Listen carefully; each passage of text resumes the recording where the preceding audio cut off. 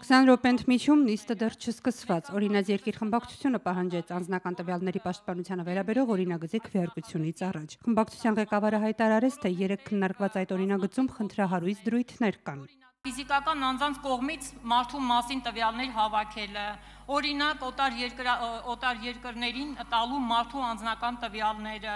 ի սկզբանե այս նախագիծը լուրջ քննարկման առարկա է, ուստի եւ ես առաջարկում եմ մեր խմբակցությունը 20 րոպե ընդմիջում բոլոր խմբակցություններին մեկ անգամ եւս հետեւություն անելու համար։ Թերևս արդեն իրենց հետևություններով 20 րոպե անց խմբակցությունները կրկին դահլիճում են։ Քվեարկություն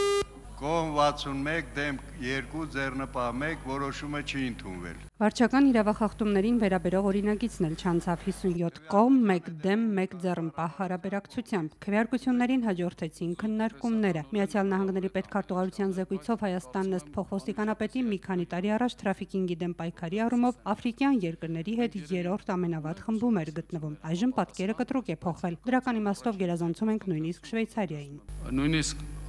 խոսք լինել չի կարող նախկին ԱՊԱ անդամ երկրների հետ խորհրդային երկրների մասին, որտեղ նրանցից ամենալավագույնը ներգրաված է երկրորդ հատուկ հսկվող խմբում։ Մարդկանց թրաֆիկինգին վերաբերող օրինագծով առաջարկվում է բարելավել թրաֆիկինգի ենթարկված անձանց, հատկապես երեխաների նույնականացման գործընթացը, զարգացնել թրաֆիկինգի զոհերի պաշտպանության համակարգը եւ այլն։ Սպիտակ ստերկությանը այս տարի Հայաստանի 9 քաղաքացի է ենթարկվել 7 կին եւ 2 երեխա։ Հունան Պողոսյանը թվերը ներկայացնում է հենվելով հարուցված 7 քրեական գործի վրա, բայց փոխոստիկանապետն ասում է աշխատանքային սեռական եւ այլ շահագործումների ենթարկվածների թիվն ակնհայտորեն ավելի շատ է, պարզապես ոստիկանությանն են քիչ դիմում։ Մեր երկիրը սկզբնաղբյուր է համարվում, Հայաստանից շահագործման նպատակով տանում են Թուրքիա, Արաբական Միացյալ Էմիրություններ, նաեւ Ռուսաստան։ Ես չեմ հիշում մեր երիտասարդության կամ ուսանողության տարիներին այսպիսի պրոբլեմ, այսպիսի հիմնախնդիր։ Մենք չունենք այդ հիմնախնդիրը։ Եվ Հայաստանի Հանրապետությունում մեր մենտալիտետի մեջ, մեր մտածելակերպի մեջ այսպիսի երևույթը անընդունելի եւ անկալելի էր։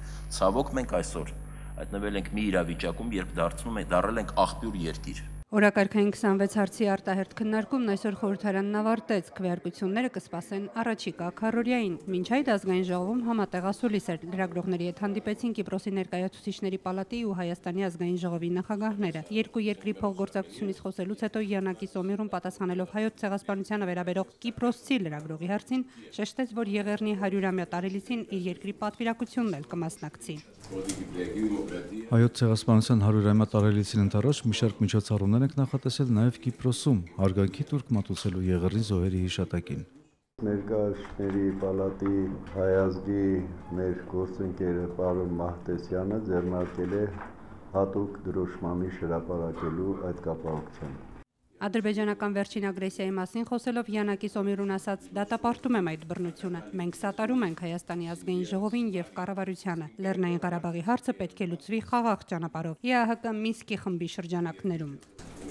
Նույնիսկ պատերազմի օրենքներով զոհվածների նկատմամբ հարգանքը պատմության խորքից է գալիս։ Ադրբեջանի իշխանությունների այս վերաբերմունքը անթույլատրելի է։ Սիրան Շմրադյան, Արտակ Լևոնդյան, Առաջին ալիք։